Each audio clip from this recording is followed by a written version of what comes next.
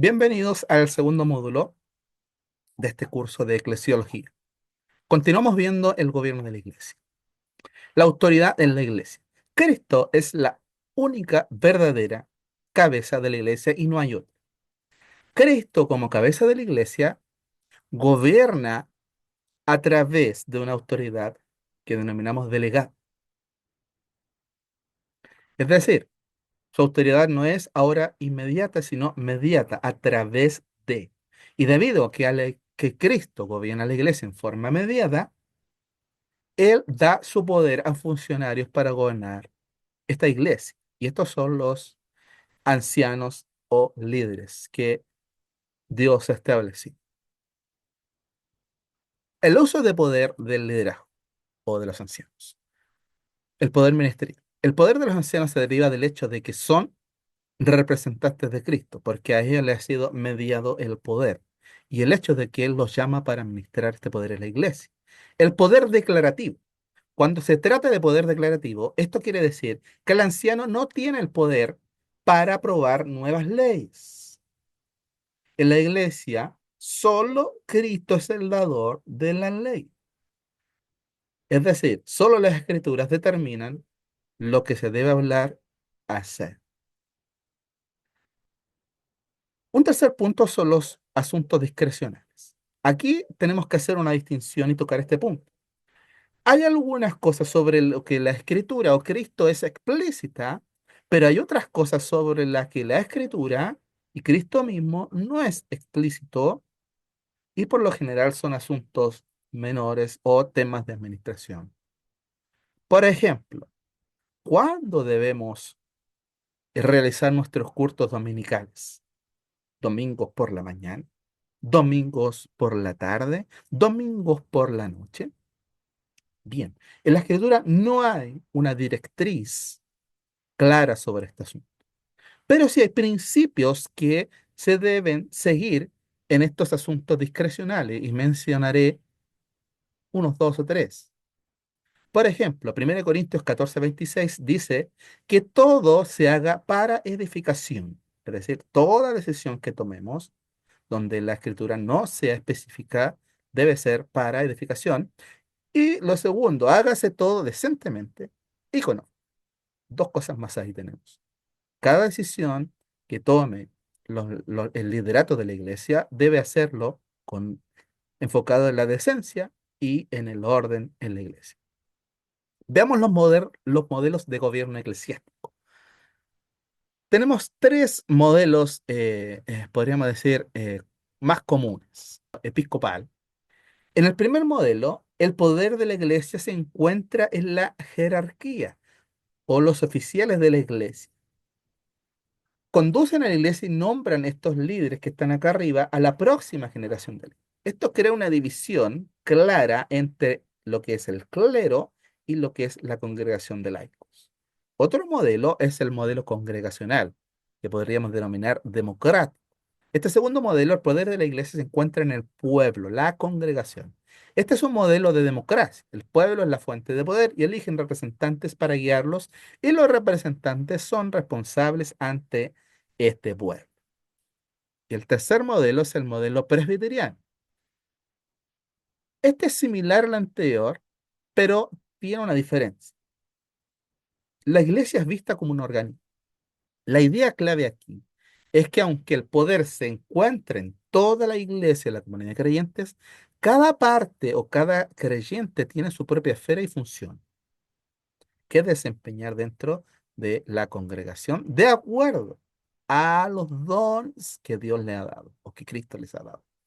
La iglesia entonces reconoce estos dones que ha dado a algunos hombres y los llama a los ministerios que Él ha preparado para ellos. Los principales cargos en la línea presbiteriana son el anciano o pastor, o anciano y pastor, y diácono.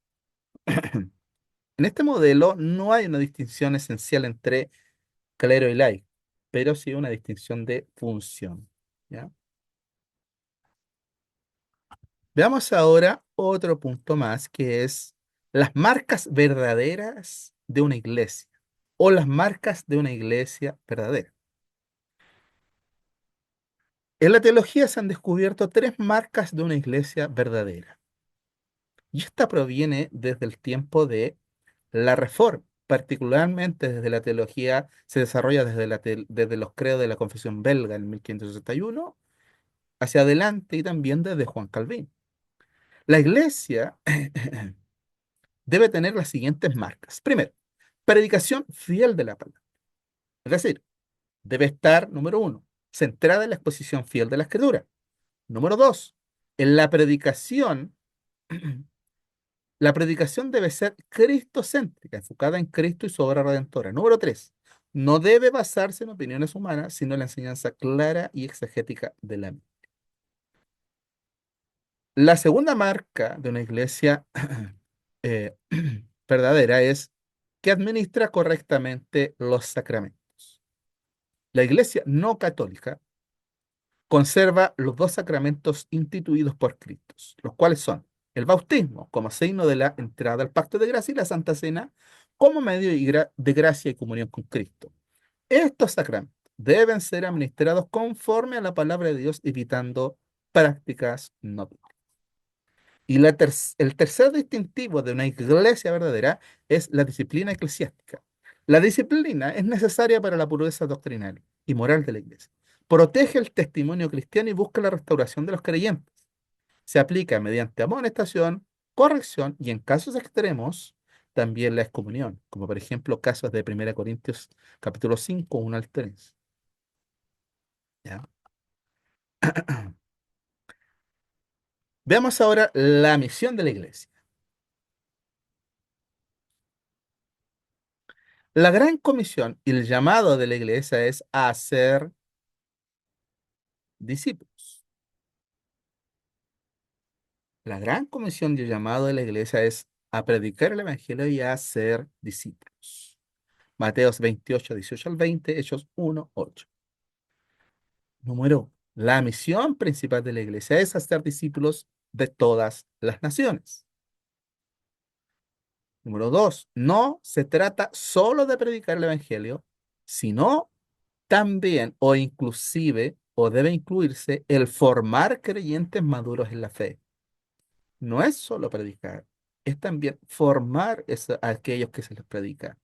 Número tres, esta comisión involucra enseñanza, bautismo y el acompañamiento espiritual de los nuevos creyentes. Es decir, cuando alguien recibe la palabra en su comunidad, no puede estar sola en una iglesia. Debe tener un acompañamiento espiritual de personas capaces y designadas.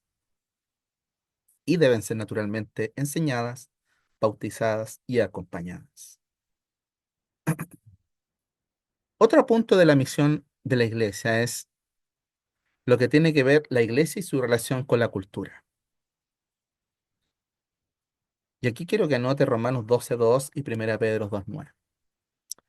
La iglesia no solo predica el evangelio, sino que también medio de su vida y estar en el mundo y su predicación impacta la cultura. Y ante esto debemos evitar dos cosas. Número uno, el aislamiento. La iglesia no debe esconderse del mundo. El conformismo. Número dos, no debe adoptar las ideologías seculares contrarias a la Biblia. ¿No? La iglesia debe influir a la sociedad a través de la justicia, la ética y la defensa de la verdad. Por ejemplo, la Reforma Protestante tuvo un impacto profundo no solamente por la predicación, la formación de sus nuevos creyentes, el acompañamiento espiritual, etcétera, sino que tuvo un fuerte impacto en la sociedad, por ejemplo, en la educación y en el trabajo. Entonces, la iglesia siempre impacta la cultura de una u otra manera. Número tres. Otra característica de la misión de la iglesia en este mundo, el evangelismo y las obras de misericordia. ¿Por qué tenemos unido aquí evangelismo y obras de misericordia? Número uno, porque evangelizar no es solo proclamar el mensaje, sino mostrar el mensaje también de amor de Cristo en acción. La iglesia, número dos, debe ocuparse de las necesidades físicas y espirituales de las personas. Ejemplo, Jesús alimentó a los hambrientos y sanó a los enfermos, y a ellos les llegó el mensaje del reino. Pero fíjense, les llegó el mensaje del reino, pero también recibieron acompañamiento, fueron sanos y si tenían hambre, fueron saciados. Recordemos las alimentaciones, con aquellas alimentaciones milagrosas de los 4.000 y de los 5.000. Entonces la iglesia debe tener una vida práctica de ayuda a los necesitados, orfanatos, viudas, pobres, etcétera. Debe procurar levantarse siempre en defensa de la vida y la dignidad humana. Debe preocuparse de la educación y el servicio comunitario. La iglesia tiene una misión integral en el mundo. Tiene que hacer discípulos. Y ahí está la evangelización, la enseñanza, la catequesis, la formación, el acompañamiento espiritual, etcétera. Tiene que impactar la cultura. Por algo la iglesia también es sal y luz. Debe servir con amor. Número tres. Y ahí está todo lo que es las obras de misericordia, de ayuda, en orfanatos, cárceles, etcétera. Mateo 24 puede leer usted para esto, que es un buen pasaje. Veamos ahora el culto en la iglesia. El culto en la iglesia y los principios fundamentales de. Tenemos cuatro puntos de vista histórico eh, para la estructura de nuestros cultos o servicios de adoración. Tenemos cuatro puntos de vista históricos. Número uno, el principio eclesial. Este principio, sostenido por la Iglesia Católica Romana, defiende su inherente prerrogativa de establecer sus propias formas de culto sin considerar si tienen o no fundamento bíblico. Esto surge del concepto de autoridad que esta iglesia sostiene. Es decir, que además del texto bíblico, coexiste a la par la sagrada tradición expresada en el juicio corporativo de los obispos a través del tiempo. La autoridad de la iglesia radica entonces en la Biblia y la tradición, y no exclusivamente en el texto bíblico. Número dos, el principio normativo. Es otro tipo de forma de estructurar nuestros cultos. El principio normativo. Este principio dice lo siguiente. Es posible hacer todo lo que está ordenado en las escrituras, además de todo lo que las escrituras no prohíben expresamente. Este punto de vista es el sostenido por las iglesias de tradición luterana y anglicana. Otro principio es el principio libre, que este es como más actual también. Es muy usado hoy. Este es el principio universalmente aceptado por las iglesias evangélicas en general. En realidad es un no principio, en donde la norma es que todo lo que funciona en el culto se considera permitido y agradable a Dios. Y un cuarto principio, que es lo que se denomina el principio regulador del culto cristiano, que está específicamente sobre todo en la tradición reformada y en algunas otras tradiciones, entonces, donde se indica que el culto debe estar regulado expresamente por la palabra de Dios. Se basa en el principio de que solo lo que Dios ha ordenado en la escritura debe ser parte del culto. Esto excluye innovaciones humanas en la adoración, teatralidad, entretenimiento excesivo, prácticas no ordenadas por la Biblia. Entonces ahí tenemos cuatro formas de estructurar los cultos que nosotros podemos ir revisando en las diferentes congregaciones que podemos ir mirando a través de internet, etcétera, o en las mismas donde nosotros asistimos. ¿Ya? Entonces, estos cuatro tipos de estructuras son las que se han dado en la cristiandad, hablando en formas muy generales. Y hay diversos puntos y matices, pero estas son las cuatro normas generales que se han dado en la cristiandad, en términos generales. Bien, los elementos esenciales del culto. Los elementos esenciales del culto son, número uno, lectura y predicación de la palabra, 2 Timoteo 4:2. Número 2, oración en comunidad. Primera Timoteo 2, 1 al 2. Tercero, cantos congregacionales basados en las escrituras. Efesios 5, 19. Sacramentos, bautismo, cena del Señor en los tiempos ordinarios o extraordinarios que establezcan las comunidades. Confesión de fe y arrepentimiento, naturalmente. Número 6, ofrenda y diaconía. 1 Corintios 16, 2. Esos 6 puntos son los que son los elementos esenciales del culto. Ahora hablemos de la centralidad de la predicación y los sacramentos. La predicación de la palabra es el centro del culto. Por lo menos en los cultos no católicos, el centro del culto es la predicación de la palabra. Es el medio principal que Dios usa para llamar a los pecadores y edificar a su iglesia. Y número 2, los sacramentos, bautismo y cena del Señor, no son medios de salvación para nosotros, sino signos visibles de la gracia de Dios que se nos son aplicados en la realización efectiva de estos. Entonces, podríamos decir que el corazón del culto de una iglesia no católica es la predicación y el sacramento. ¿Bien? Veamos ahora la unidad y diversidad de la iglesia. En la iglesia encontramos mucha diversidad, diversas prácticas, incluso algunas bíblicas y otras no bíblicas, y tampoco prohibidas.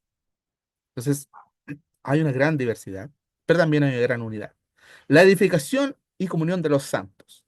La iglesia está llamada a la edificación y la comunión de los santos, del cuerpo de Cristo, compuesto por todos los miembros de todos los tiempos, de todas las iglesias y de todo el mundo. ¿Ya? La comunión cristiana es esencial para el crecimiento espiritual y la edificación mutua. Se expresa a través de el ejercicio correcto de los dones de cada miembro para edificación de la comunidad. Hágase todo, dice 1 Corintios 14, 26, para edificación. La enseñanza de la palabra de Dios.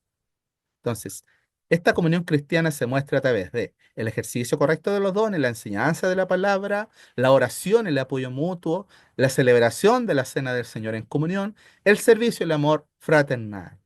¿Ya? Por ejemplo, ellos dos nos muestra cómo la iglesia vivía en confraternidad, compartiendo todo lo necesario. Veamos ahora un punto álgido, la confrontación entre las denominaciones.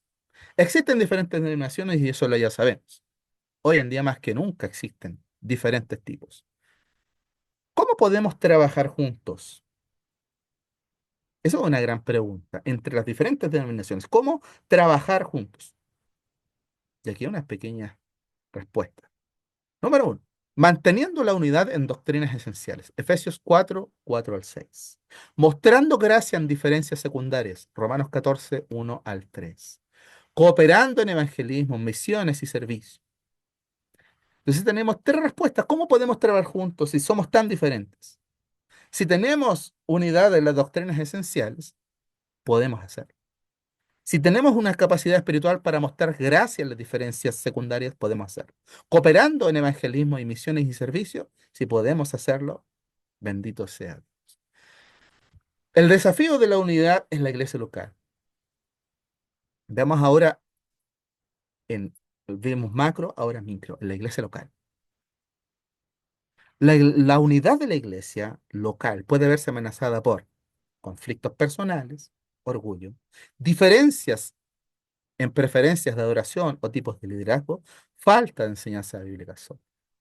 Estos 3 puntos son álgidos y que están detrás o a veces enfrente, pero siempre en todo problema que ocurre en la iglesia, por lo general, estos 3 puntos son los que están detrás de toda problemática o todo problema eclesial. Conflictos personales, orgullo, diferencias en la preferencia de adoración o del liderazgo, falta en la enseñanza bíblica. ¿Cómo promover la unidad? Primero, practicando la humildad y el amor cristiano. Filipenses 2, 3 al 4. Resolviendo conflictos bíblicamente. Enfocándonos en la misión de la iglesia y no en divisiones innecesarias. Pablo exhortó a la iglesia de Corinto, recuérdelo, a evitar divisiones y centrarse en Cristo. La iglesia es una en Cristo, a pesar de la diversidad de dones y trasfondo. Las diferencias denominacionales no deben ser un obstáculo. La iglesia es uno en Cristo. Veamos, para terminar, los desafíos que tiene la iglesia de hoy. La iglesia en el mundo moderno tiene actualmente algunos desafíos fuertes y difíciles. Por ejemplo, la iglesia se enfrenta hoy a lo que se denomina la secularización. Es decir, se ha forjado una cultura cada vez más alejada de Dios en la educación, en lo social, en la política. Ya la iglesia ha sido relegada a los márgenes. Hay una iglesia que está en los márgenes, donde casi no tiene voz ni voto frente a lo que sucede en la sociedad. ¿Por qué? Porque la sociedad ha sacado a Dios del centro y lo ha puesto en los márgenes, en la orilla. Eh, entonces, se, se expatria a Dios desde el centro de lo social, político, económico, etcétera. Relativismo moral. Estamos frente a una sociedad que ha perdido los valores absolutos, una sociedad que ya no tiene normas eternas, absolutas, sino que vive la cultura del hoy o la cultura de lo que a mí me gusta es lo que sirve, lo que vale. ¿No? Todo esto nos viene a través de la influencia del pensamiento de las últimas escuelas de filosofía, sobre todo el posmodernismo que se agarra mucho de ciertas ideas de Nietzsche, del relativismo, etcétera. Entonces, eh, en algún modo lo que tenemos pensado preparar sobre filosofía, veremos cómo estas ideas eh, nos han chocado fuerte en la iglesia y estas ideas nos han marginado hacia los márgenes, nos han puesto en los márgenes y ya casi no tenemos voz ni voto porque somos gente del pasado con ideas antiguas. Tecnología y redes sociales, otro desafío. Es una distracción, pero también una oportunidad para llegar a más personas con el Evangelio. Otro desafío, el cristianismo superficial. Hay una especie de mal general, de una falta de compromiso con la verdad. Y este es un mal general. ¿Qué hacemos? ¿Qué debe hacer la iglesia? La iglesia debe mantenerse firme en la enseñanza de la palabra, usar los medios digitales para evangelizar, promover un discipulado profundo y comprometido, no conformarse al mundo, sino transformar la cultura del mundo con la palabra de Dios. ¿Cómo fortalecemos esto? Con, otra vez, la predicación fiel de la Escritura, la oración constante, la comunión y discipulado profundo, evangelizando y sirviendo no solamente a la iglesia, sino que a la comunidad donde cada uno participa, teniendo un liderazgo piadoso, líderes, ancianos, diáconos comprometidos con la Escritura. ¿Se acuerdan Hechos 2:42, 47? La iglesia, dice ahí, creció en número y fe porque se dedicaba ¿a qué? A la enseñanza, la comunión, la oración, la ayuda mutua. Preguntas finales. ¿Cuáles son los mayores desafíos que enfrentamos hoy como iglesia? Creo que estas preguntas son para pensarlas. ¿Cómo podemos aplicar estos principios que hemos aprendido en nuestras comunidades, en nuestras vidas personales como creyentes, incluso en nuestras comunidades? ¿Qué áreas de mi vida, qué áreas de mi comunidad como creyentes necesitamos fortalecer? Creo que estas tres preguntas son suficientes para dejarnos pensando en que debemos despertar y empezar a ser iglesia. Que Dios les bendiga y para Dios sea toda la gloria.